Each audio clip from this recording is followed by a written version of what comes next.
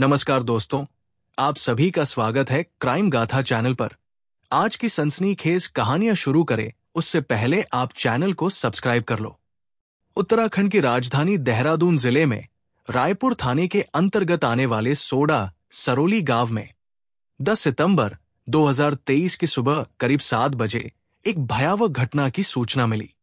गांव के प्रधान प्रवेश कुमेडी ने रायपुर पुलिस स्टेशन पहुंचकर बताया कि माल देवता रोड पर सिरवालगढ़ के पास एक युवती का शव संदिग्ध हालत में पड़ा हुआ है।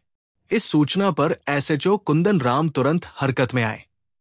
उन्होंने अपने साथ एक दरोगा और 2 कांस्टेबलों को लेकर घटनास्थल की ओर रवाना हो गए। साथ ही उन्होंने इस घटना की जानकारी उच्च अधिकारियों को भी दे दी ताकि मामले की गंभीरता को देखते हुए तुरंत कार्रवाई की जा सके। जब एसएचओ कुंदन राम और उनकी टीम घटनास्थल पर पहुंची तो वहां पहले से ही काफी संख्या में स्थानीय लोग जमा हो चुके थे। सड़क किनारे एक युवती की लाश पड़ी हुई थी जो पूरी तरह लहूलुहान थी। युवती की उम्र लगभग 20 से 22 साल के बीच लग रही थी। उसके सिर और माथे पर गहरे घाव थे जो किसी भारी या नुकीली वस्तु से लगाए गए प्रतीत हो रहे थे। युवती ने एक ब्रांडेड मिडी पहनी हुई थी जो खून से पूरी तरह सनी हुई थी।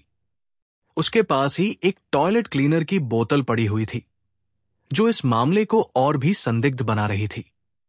युवती के हाथों में एक सोने की और एक चांदी की अंगूठी थी जिससे यह स्पष्ट हो रहा था कि हत्या का मकसद लूटपाट नहीं था, क्योंकि कोई लुटेरा इन गहनों को छोड़कर नहीं जाता। लाश एक कच्ची नाली के पास पड़ी हुई थी और आसपास कोई सीसीटीवी कैमरा नहीं लगा था, जिससे जांच और भी चुनौतीपूर्ण लग रही थी।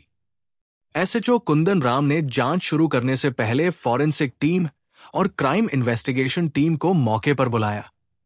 ये टीमें कुछ ही देर में घटनास्थल पर पहुंच गई और साक्ष्यों को इकट्ठा करना शुरू कर दिया। पुलिस ने घटनास्थल का बारीकी से निरीक्षण किया। युवती की लाश से कोई ऐसा सामान नहीं मिला जिससे उसकी पहचान हो सके, जैसे कि मोबाइल फोन, आईडी कार्ड या कोई अन्य दस्तावेज। पुलिस ने आसपास के लोगों से पूछताछ की, लेकिन 2 घंटे की कड़ी मेहनत के बाद भी कोई जानकारी नहीं मिली। आखिरकार साक्ष्य इकट्ठा करने और पंचनामा की प्रक्रिया पूरी करने के बाद लाश को पोस्टमार्टम के लिए दून अस्पताल भेज दिया गया। एसपी देहरादून दलीप सिंह कुंवर के निर्देश पर पुलिस ने लाश की फोटो खींची और उसे मीडिया तथा सोशल मीडिया पर शेयर किया ताकि मृतिका की पहचान हो सके। जांच से यह स्पष्ट हो रहा था कि युवती की हत्या कहीं और की गई थी और लाश को यहां लाकर फेंक दिया गया था। मालदेवता चौकी प्रभारी एसआई राजीव धारीवाल की शिकायत पर रायपुर थाने में अज्ञात व्यक्ति के खिलाफ हत्या और साक्ष्य मिटाने की धाराओं में केस दर्ज किया गया। उच्च अधिकारियों के आदेश पर मामले की जांच एसएसआई नवीन जोशी को सौंपी गई।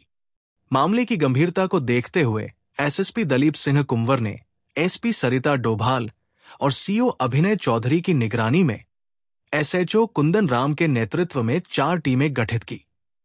पहली टीम को घटनास्थल के आसपास रहने वाले लोगों से पूछताछ का जिम्मा सौंपा गया। दूसरी टीम ने घटनास्थल के आसपास लगे सीसीटीवी कैमरों की फुटेज चेक करने का काम शुरू किया।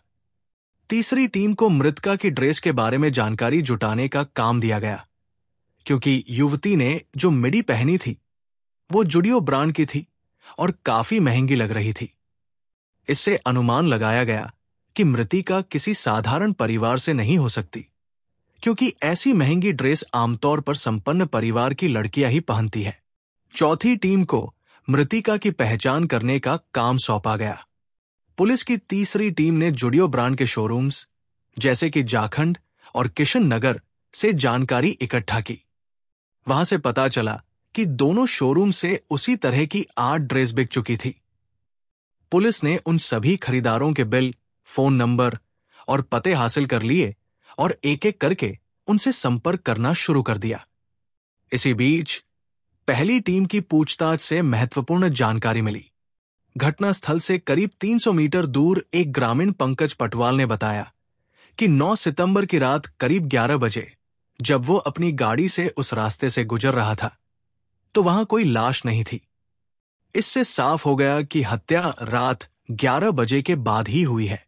इस जानकारी के आधार पर दूसरी टीम ने रात 11 बजे से सुबह 4 बजे तक महाराणा प्रताप चौक से थानो रोड की ओर और थानो रोड से महाराणा प्रताप चौक की ओर जाने वाले सभी सीसीटीवी कैमरों की फुटेज चेक की।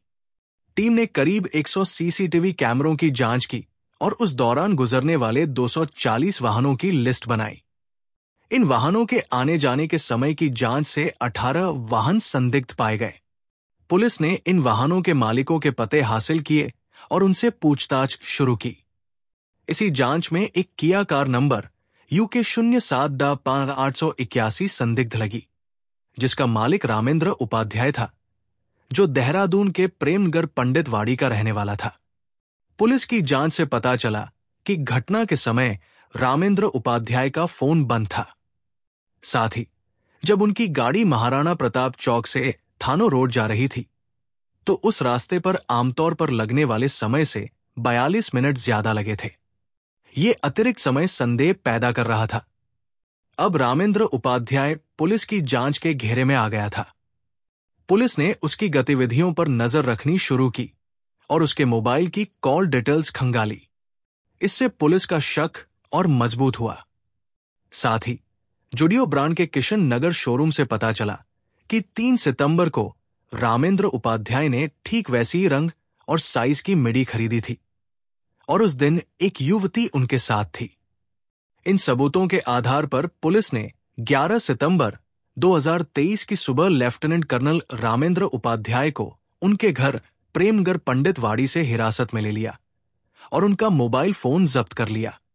पूछताछ में शुरू में रामेंद्र ने इनकार किया, लेकिन मोबाइल से मिली फोटोज, कॉल लिस्ट और व्हाट्सएप चैट से साफ हो गया कि मृतिका उनकी प्रेमिका श्रेया शर्मा थी। रामेंद्र ने आखिरकार कबूल कर लिया कि उन्होंने ही श्रेया की हत्या की थी। रामेंद्र उपाध्याय मूल रूप से उत्तराखंड के देहरादून जिले के प्रेमनगर पंडित वाड़ी के रहने वाले थे। उन्होंने 1999 में भारतीय सेना में जवान के रूप में भर्ती ली थी और 2010 में डिपार्टमेंटल कमीशन पाकर लेफ्टिनेंट कर्नल बन गए थे। 2019 में उनकी शादी सविता से हुई थी और उनकी एक बेटी भी थी। सविता देहरादून के पंडितवाड़ी में एक PG चलाती थी। रामेंद्र की कहानी की शुरुआत 2020 में हुई, जब वे 39 वर्ष की उम्र में पश्चिम बंगाल के सिलीगुड़ी में तैनात थे। सेना के अधिकारियों की जिंदगी में परिवार से दूर रहने के कारण अक्सर वे जिस्मानी सुख की तलाश में रेड लाइट एरिया या बार का सहारा लेते हैं। रामेंद्र की शादी हाल ही में हुई थी, लेकिन ड्यूटी पर आने के बाद वे सिलीगुड़ी के बार और क्लबों में जाने लगे। जनवरी 2020 में एक दिन रामेंद्र की मुलाकात नेपाली मूल की 19 वर्षीय युवती श्रेया शर्मा उर्फ सुमित्रा से हुई, जो एक डांस बार में काम करती थी। श्रेया इतनी खूबसूरत थी कि रामेंद्र पहली नजर में ही उसके दीवाने हो गए। वे रोज बार जाने लगे, लेकिन कभी अपनी भावनाएं नहीं जता पाए। एक दिन नशे में धुत होने पर श्रेया उन्हें अपने फ्लैट पर ले आई और वहां दोनों के बीच शारीरिक संबंध बने। उस रात श्रेया ने रामेंद्र को वो सुख दिया जो उन्हें अपनी पत्नी से कभी नहीं मिला। इसके बाद दोनों प्रेमी प्रेमिका की तरह मिलने लगे और कुछ महीनों में सिलीगुड़ी में एक मकान लेकर पति पत्नी की तरह रहने लगे। श्रेया ने डांस बार छोड़ दिया।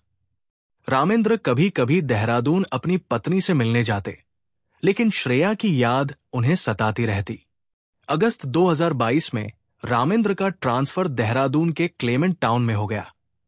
श्रेया के बिना उनकी जिंदगी सूनी लगने लगी, तो वे उसे सिलीगुड़ी से लाकर क्लेमेंट टाउन के एक होटल में ठहरा दिया।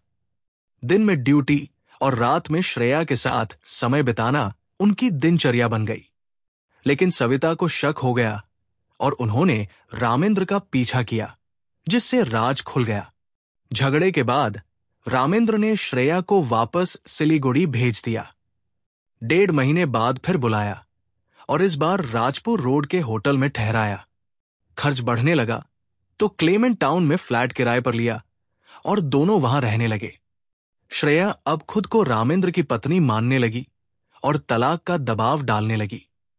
रामेंद्र को ये बातें खटकने लगी। श्रेया का व्यवहार बदल गया। वो गालियां देती, शराब पीती और फरमाइशें करती। रामेंद्र लाचार हो गया। लेकिन 2 सितंबर 2023 को सविता फिर फ्लैट पर पहुंच गई। श्रेया और सविता में झगड़ा हुआ और श्रेया ने साफ कह दिया कि रामेंद्र उसे रखैल बनाकर रखे हैं। इससे रामेंद्र परेशान हो गया।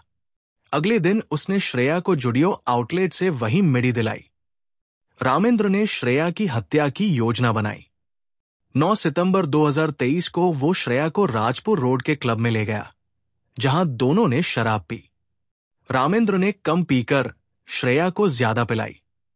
फिर लॉन्ग ड्राइव पर ले गया। रास्ते में हथौड़े से सिर पर वार कर हत्या की। लाश को कच्ची नाली में फेंका और टॉयलेट क्लीनर से चेहरा बिगाड़ने की कोशिश की, लेकिन बारिश ने तेजाब धो दिया। हथौड़ा थानो रोड पर फेंका और कार क्लेमेंट टाउन में छिपाई। घर जाकर सविता से कहा कि श्रेया को भेज दिया। पुलिस ने रामेंद्र की मदद से कार बरामद की, जिसमें श्रेया की आईडी, कपड़े, खून से सने रामेंद्र के कपड़े और खून के निशान मिले। थानो रोड से हथौड़ा बरामद हुआ, जिस पर रामेंद्र के फिंगरप्रिंट थे। राजपुर रोड के एंजल क्लब से सीसीटीवी फुटेज में दोनों नजर आए। रामेंद्र को गिरफ्तार कर जेल भेजा गया। एसएसपी ने टीम को 10,000 का पुरस्कार दिया। ये कहानी सिखाती है कि बाहरी दबाव में सही गलत का चुनाव खुद करना पड़ता है। श्रेया का दबाव और रामेंद्र का संघर्ष बताता है कि धैर्य और ईमानदारी जरूरी है। दबाव डालना जिंदगियां बर्बाद कर सकता है। रिश्तों में पारदर्शिता जरूरी है, वरना अंत बुरा होता है। बेवफाई परिवार को प्रभावित करती है। सविता की स्थिति सिखाती है कि विश्वास और ईमान शादी की बुनियाद है। झूठ रिश्तों को तोड़ता है। हमें सही फैसले लेने चाहिए और बेहतर समाज बनाना चाहिए, जहां प्यार और ईमानदारी हो। सुरक्षित रहें, सतर्क रहें। अब आज की दूसरी कहानी शुरू करते हैं। मथुरा के बलदेव थाना क्षेत्र के अंतर्गत एक छोटा सा गांव है अब बैरनी। यही रहता था पूरन, एक साधारण किसान, जिसके परिवार में पत्नी लक्ष्मी, 3 बेटे जयवीर, उत्तम और मोती तथा 2 बेटियां किरण और वीरमती उर्फ वीरू थे। पूरन और लक्ष्मी ने अपनी बड़ी बेटी किरण का विवाह अलीगढ़ के मजूपुर गोंडा निवासी सत्येंद्र के साथ कर दिया था। किरण अपनी ससुराल में खुश थी और परिवार अब वीरू की शादी की तैयारी में जुटा था। उनका मानना था कि वीरू को ससुराल भेजने के बाद ही वे अपने बेटों की शादी की सोचेंगे। लेकिन वीरू के मन में कुछ और ही चल रहा था। उसके दिल में नरेंद्र के लिए प्रेम पनप रहा था, जो कोई और नहीं बल्कि उसका मौसेरा भाई था। नरेंद्र 20 साल का एक नौजवान, करुआ और जमुना का बेटा था। जमुना लक्ष्मी की बड़ी बहन पहले अब बैरनी में ब्याह कराई थी और उसने ही अपनी छोटी बहन लक्ष्मी का रिश्ता पूरन से तय करवाया था। इस तरह दोनों परिवारों में गहरा रिश्ता था। पूरन और करुआ में भाईचारा था और उनके बच्चे, खासकर वीरू और नरेंद्र, बचपन से साथ खेलते कूदते बड़े हुए थे। लेकिन जैसे ही दोनों ने जीवन में कदम रखा, उनके बीच का रिश्ता बदल गया। भाई बहन का रिश्ता प्रेम में बदल गया और यह प्रेम इतना गहरा था कि दोनों ने सामाजिक और पारिवारिक मर्यादाओं को भूलकर एक दूसरे के लिए सपने देखने शुरू कर दिए। नरेंद्र को वीरू की एक झलक पाने की बेताबी रहती थी और वीरू भी उसकी मौजूदगी में शर्मा जाती थी। दोनों के दिलों में प्यार की आग सुलग रही थी। एक दिन मौके का फायदा उठाकर नरेंद्र ने वीरू के सामने अपने दिल की बात रख दी। एक दोपहर जब वीरू घर में अकेली थी, नरेंद्र ने उसका हाथ थाम कर कहा, वीरू, मैं दिन रात सिर्फ तुम्हारे बारे में सोचता हूं। तुम मेरे दिल की दवा हो। वीरू ने भी अपने प्यार का इजहार किया, लेकिन साथ ही ये डर जताया कि उनका रिश्ता समाज और परिवार की नजरों में गलत है। नरेंद्र ने उसे समझाया कि प्यार सबसे बड़ा रिश्ता है और चूंकि वे सगे भाई बहन नहीं हैं, इसलिए उनकी मोहब्बत जायज है। वीरू का मन भी डोल गया और उसने नरेंद्र के प्यार में खुद को समर्पित कर दिया। दोनों का प्यार परवान चढ़ने लगा। वे घर की चारदीवारी से लेकर खेत खलिहानों तक हर जगह चोरी छिपे मिलने लगे। लेकिन गांव की छोटी सी दुनिया में कुछ भी छिपा नहीं रहता। वीरू और नरेंद्र की आशनाई की भनक सबसे पहले उनके भाई उत्तम को लगी। उत्तम ने ये बात अपनी मां लक्ष्मी को बताई, जिसे सुनकर लक्ष्मी ने इसे हल्के में लिया। लेकिन उत्तम ने सख्त लहजे में कहा कि नरेंद्र का बार बार घर आना और वीरू के साथ अकेले समय बिताना ठीक नहीं है। पूरन ने इसे गंभीरता से लिया और लक्ष्मी को खेतों पर जाने के बजाय घर पर रहने को कहा।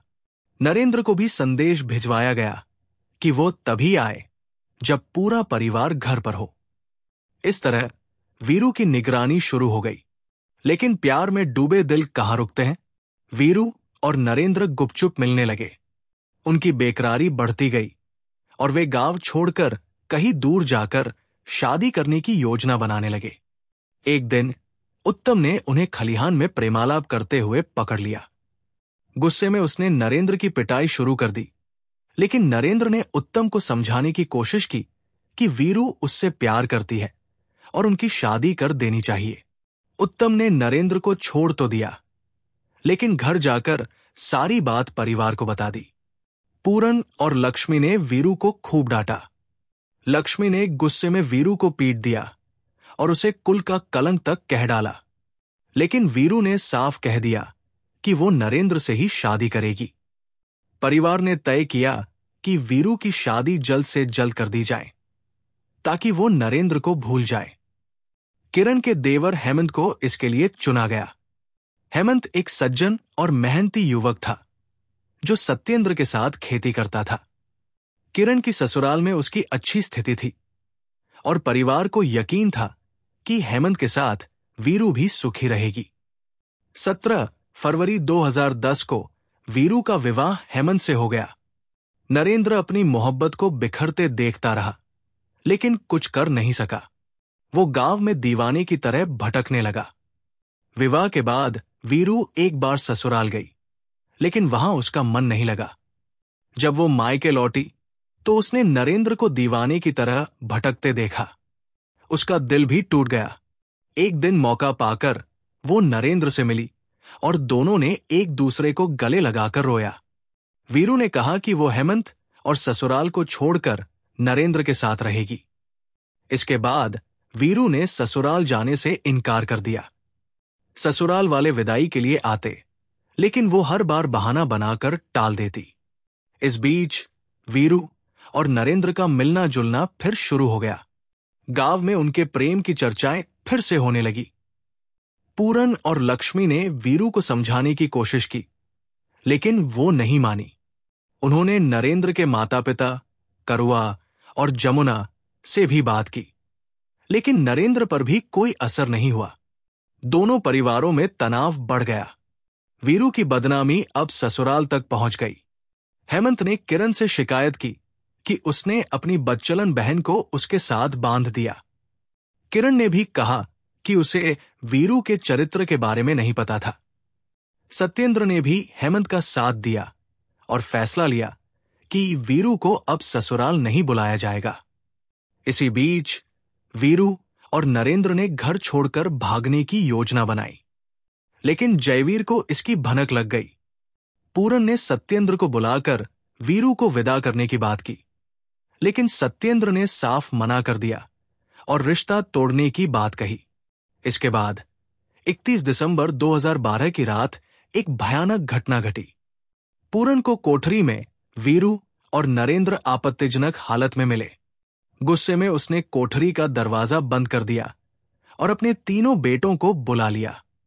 चारों ने मिलकर वीरू और नरेंद्र को गालियां दी, मारा पीटा और गांव के बाहर एक कमरे में बंधक बना लिया।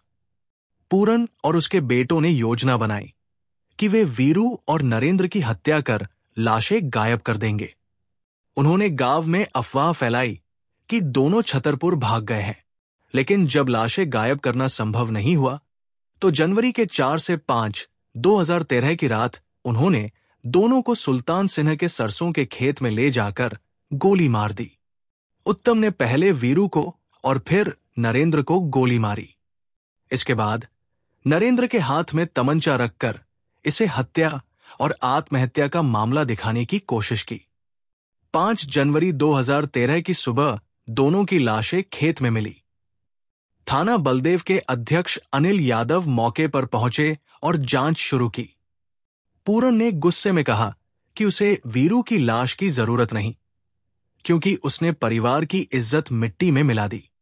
लेकिन यादव ने पूरन को समझाया और रिपोर्ट दर्ज कराई। जांच में वीरू और नरेंद्र की प्रेम कहानी सामने आई।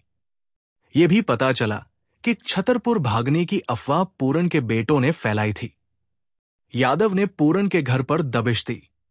पूरन, जयवीर और मोती पकड़े गए, लेकिन उत्तम भाग निकला। पूछताछ में हत्या का राज खुल गया। पूरन और उसके बेटों ने स्वीकार किया कि उन्होंने पारिवारिक इज्जत बचाने के नाम पर वीरू और नरेंद्र की हत्या की थी। पुलिस ने तीनों को गिरफ्तार कर जेल भेज दिया। आप इस कहानी के बारे में क्या सोचते हैं? कमेंट में जरूर बताएं। अगर आपने अभी तक चैनल को सब्सक्राइब नहीं किया है तो अभी करें और बेल आइकन दबाएं। अगली कहानी तक सुरक्षित रहें और सतर्क रहें। धन्यवाद।